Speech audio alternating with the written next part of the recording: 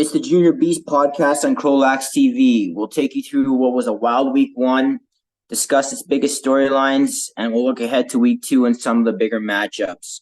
That's next on the Junior Beast pod. That's Klucha, and he goes short side low.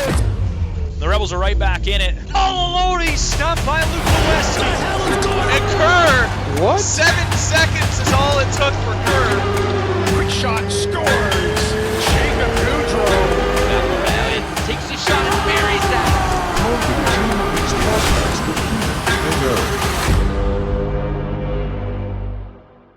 Welcome inside the Junior Beast pod. Muhammad alongside Keenen. How you doing today, Keenen? Doing good. So, among the many things that took place this week, let's start off with that Friday night win by the Outlaws. They go into St. Albert and they take down the Crude. And I think the first thing I want to hit in that game is Brett Murray. The kid plays up top on the power play in that game after playing most of the season out the back gate. Scores 4 goals. And I just want to touch on how impressed I was by seeing that. I know he's a guy that has fought through quite a bit of adversity, through midget or U16, U17 into the junior ranks. And to see him have a game like that, I thought was pretty special. I know you did that game, Keenen. Any thoughts on Brett and what he brought to the table on Friday night? The way that he just controls that power play, because those 2 goals were, albeit pretty late in the third, but that basically sealed the deal for the Outlaws on Friday. The way that he was just controlling that power play and calling the shots, there's not many guys in this league that I think can pull it off like he does. So, kudos to him. 4 goals, 2 power plays. Pretty good, if you ask me. Yeah, I know. And I know he's a guy that I'm pretty familiar with, through his minor career. I was blessed enough to coach him, and he's always had a lot of talent. And I think he went through some things, and to see him bounce back the way he did and to start the season off, I think he deserves a lot of credit, and it shows his makeup and his character to be able to show up for his team like that. So kudos to Brett. I think he's on pace, he's set up to have a pretty damn good season this year. Another kid in that game that really showed up for the Outlaws, Carter Grace, the rookie, 4 goals in his debut. And I think you're seeing this a lot more now, is guys that, are just coming into the league. Some of the younger players, they're comfortable right away. There's really not much of an adjustment period for them. They're ready to go. And Carter did that on Friday night, 4 goals in his debut. We saw the same thing since we're on the topic of Outlaws versus Crude, we saw the same thing with Bennett Fry a couple of years ago. It was the same thing. He came in and immediately started to make an impact. And Grace, you look at the score sheet, all 4 of his goals were even strength. He didn't have a single power play marker, but his fourth goal was also the game winner against the Crude. So, not only are you coming into your first ever game in Junior B Tier 1, but you're coming in, you're getting 4 plus an assist plus the game winner. Come on, man.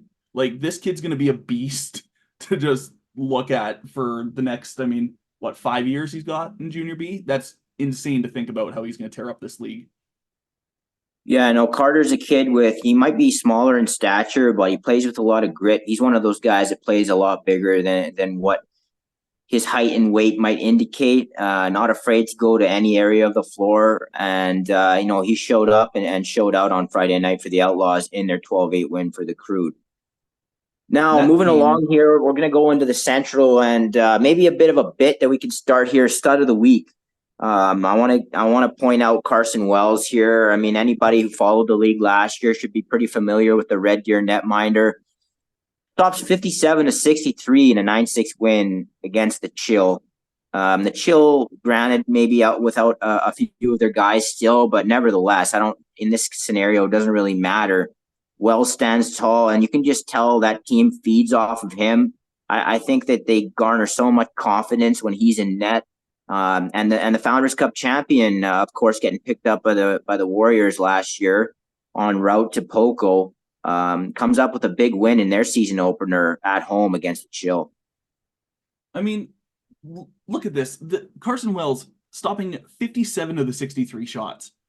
Like, that's a lot of shots to face in one game, but to make that many saves and not give up that many chances, wild. Absolutely wild. Yeah, no, I think it's not a stretch to say that he's might be the strongest netminder Red Deer North in the province, really at any level. I know, I think the miners have him carded. How much he's around for them, I think he's told them that he wants to be an affiliate. So we'll see how that pans out. But no, he gives Red Deer a shot in any game that they play in, and like I said, huge for that team and a nice way for them to start off their season. And you consider So, of those 6 goals against, 3 of them were power play goals. 3 of them were down a guy. So he's only got 3 even strength goals against in that game. Absolutely insane. So another storyline here is the Crude on Saturday afternoon took on Olds at home, or the Mountain View. They took on the Mavericks, and they initially were awarded the win in overtime. But upon further review, they have since taken that game and reversed it to a tie because they are saying that the officiating made the wrong call and going with a 10-minute overtime. And instead, it should have been 5. And because the Crude scored past the 5-minute mark of that 10-minute overtime, they've taken that win away and deemed it a tie. The Crude have since appealed. A lot of that, I think, is still pending. I don't know if a final decision has been made, but I don't know if you have any thoughts on that, Keenan. But that's a tough way. If that does hold up, a tough way for the Crude to have their first win of the year pulled aside.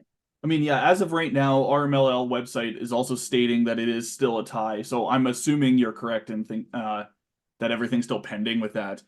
But I mean, this coaching staff, we talked about it last week too. Like, this coaching staff went out, they got a lot of pieces. They look, I mean, quite frankly, coming into the season, they looked to be a contender in the North. And now you're sitting on potentially a 0-1-1 start. And I mean, if you're head coach Garen Schmerman, I mean, first off, you're really pissed with that. Like, I would be furious about that because you can't do anything about the officiating. That's the officiant's call. And quite frankly, I believe that it just a guy's opinion, just a play-by-play announcer's opinion, is that I feel that should uphold as a Crude win. The officiating, the officials made the call on the floor.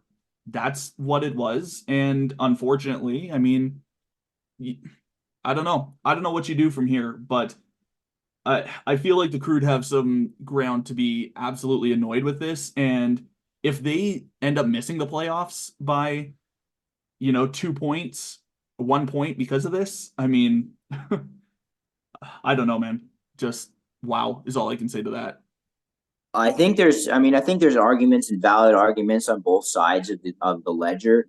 I would say though that, I mean, the overtime wasn't played under false pretenses. Both teams, it's not like one team stopped playing. It was like, oh, I thought it was only 5 minutes and went to the change room, right? They didn't go to the dressing room thinking the game was over. I mean, I think from a certain point of view, you could say that, every game has to be played under the same set of circumstances, the same set of rules. That's the argument on the other side.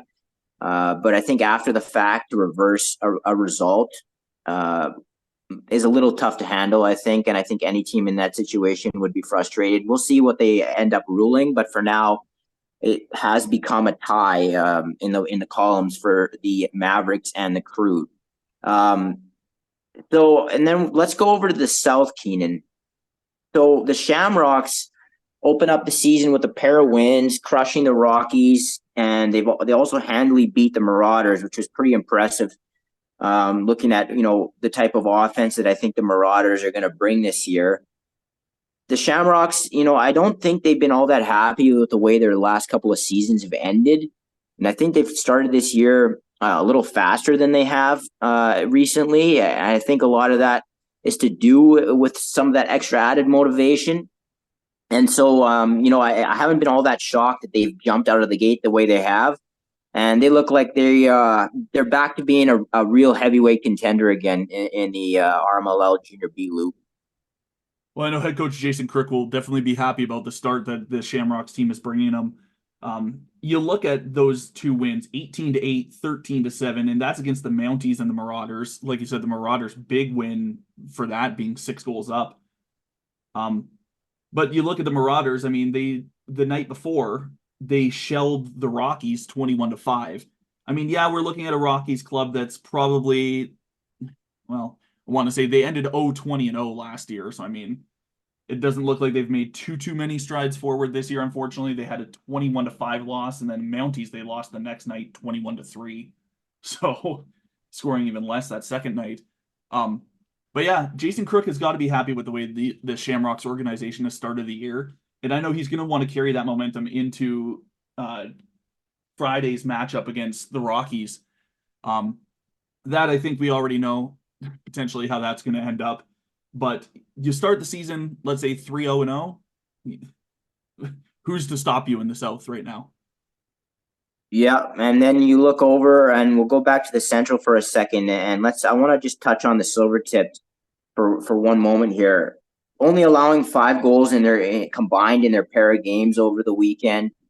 I think it's pretty clear what their identity looks to be this year. I think they're going to be a nose to the grindstone, hard team to play against. Definitely a difficult team to go into their barn and beat.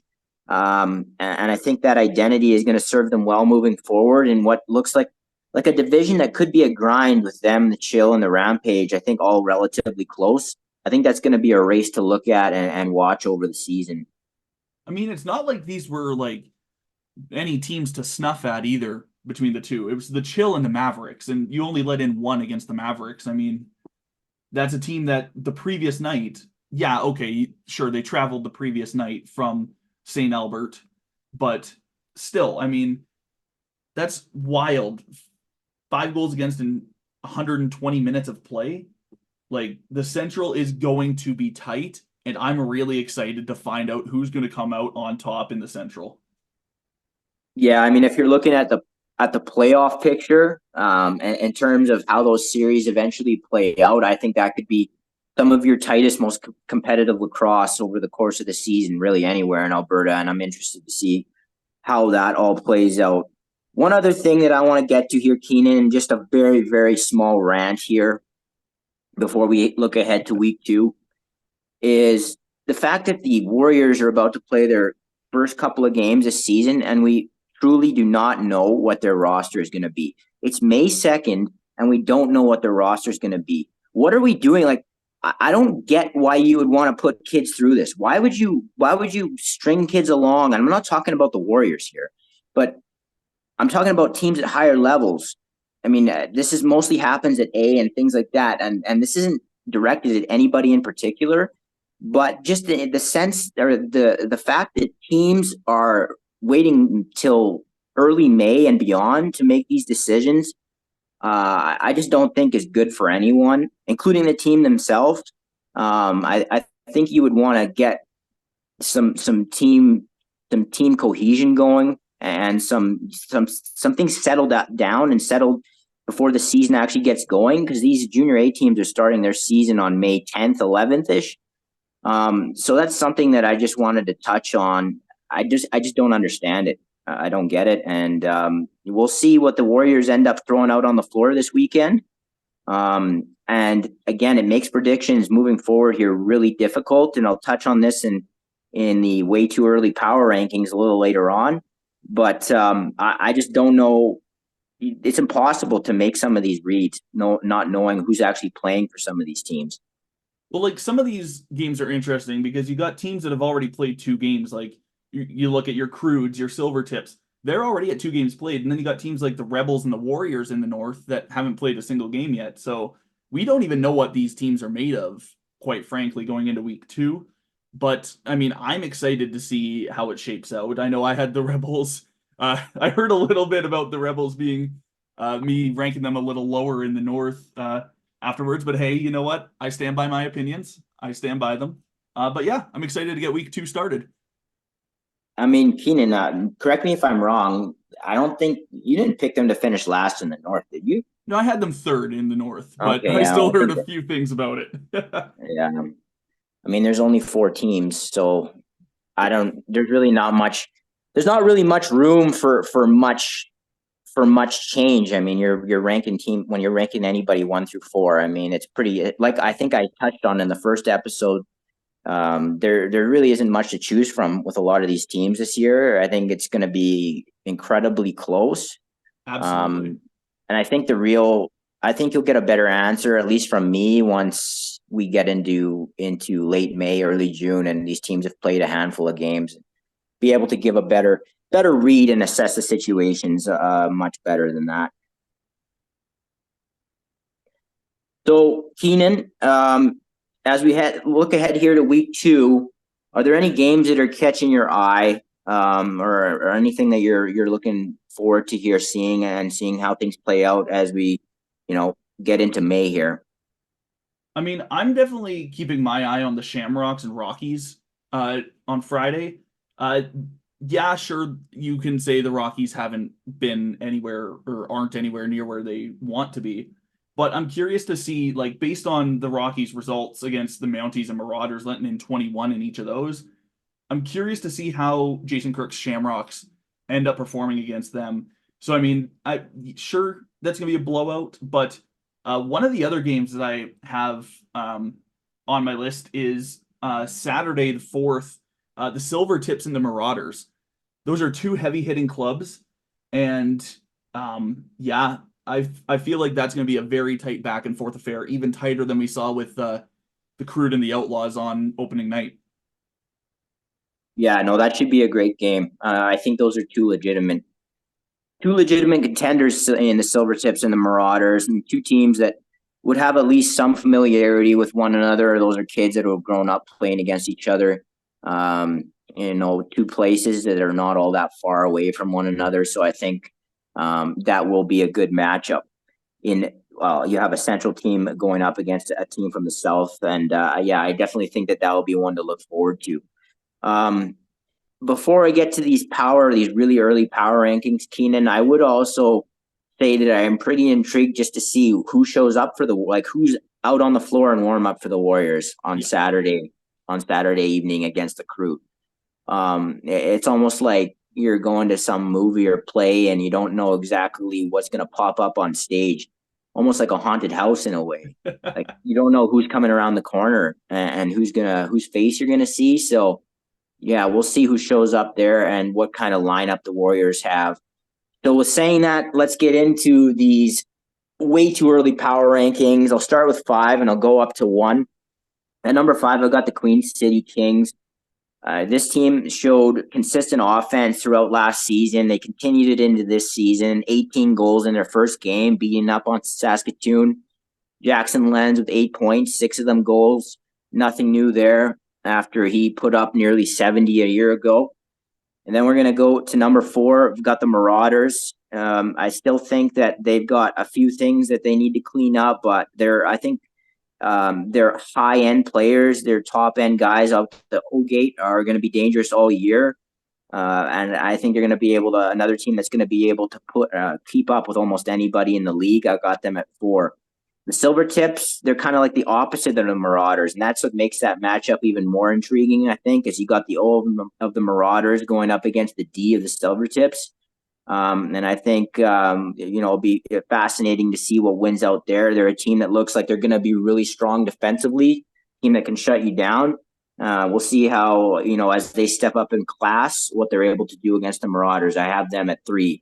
At 2, I still have the Warriors, the Founders Cup champions. The only reason I don't have them at 1 is because A, they haven't played yet, and B, like I just said, I don't know who the heck is on the team in terms of their core.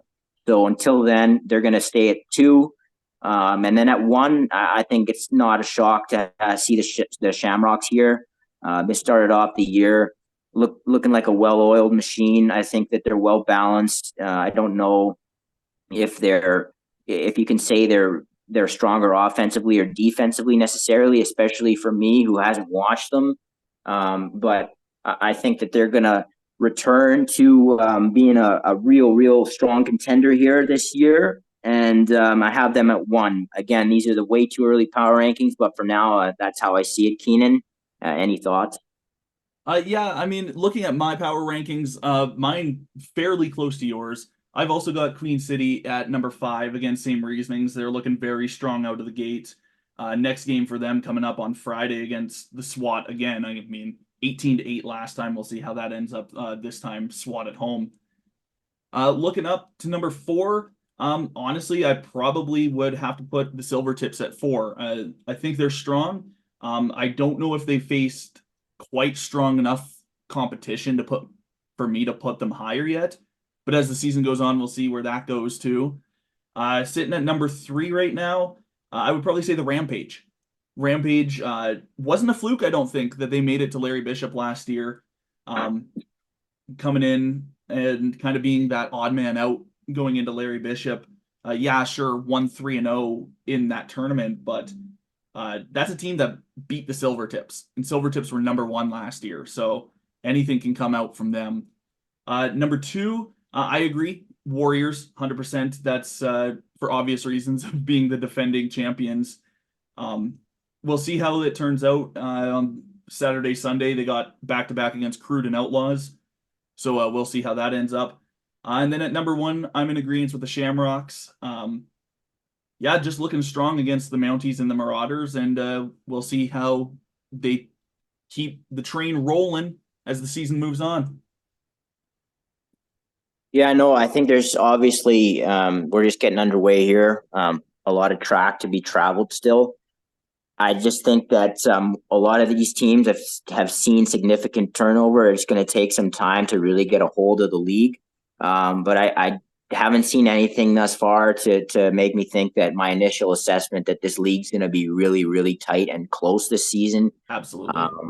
Is, I haven't seen anything to tell me different. So I think it's going to be a really interesting to see how everything unfolds, Keenan. And I want to thank you for taking the time out here with me to do another episode of the Junior Beast podcast. Of course, it comes out every week, and you can listen to it on Crolax TV on our YouTube channel. And feel free to hit me up at MJ_9 on X and M.Joma on Instagram. If you have any thoughts, reactions, anything like that. I always love to talk lacrosse, and hope everybody has a good week and enjoys the weekend of lacrosse. And quickly before we head out, just a quick look at this week on Crolax TV. Friday night, we got the Drillers at the Saints, that Alberta major female game coming at you 7:30 p.m. 8 p.m. from Stupapart Arena in Calgary. It's the Rockies at the Shamrocks. Saturday, Mavericks visiting the Fort Saskatchewan Rebels. That game at 2 p.m. Moyer Recreation Center. 3 p.m. Ken Nickel. We got the Rampage visiting the Outlaws. That game 3 p.m. Also at 3 p.m., Marauders visiting the Silvertips, Plainsman Arena. And 4:30 p.m. at Bill Hunter, the Raiders visiting the Saints of Alberta Major Female. Saturday, 6 p.m., Ken Nickel, the Miners visiting the Outlaws, the first Senior B home opener for the Outlaws. And 7 p.m. from Bill Hunter, the Crude visiting the Warriors. And Sunday, 4:30, the lone game on Sunday, the Beaumont Outlaws visiting the Edmonton Warriors. That game, Bill Hunter Arena. Thank you for tuning into the Junior Beast podcast once again. For my co-host, Muhammad, I'm Keenan. Have a good week, and we'll see you next week.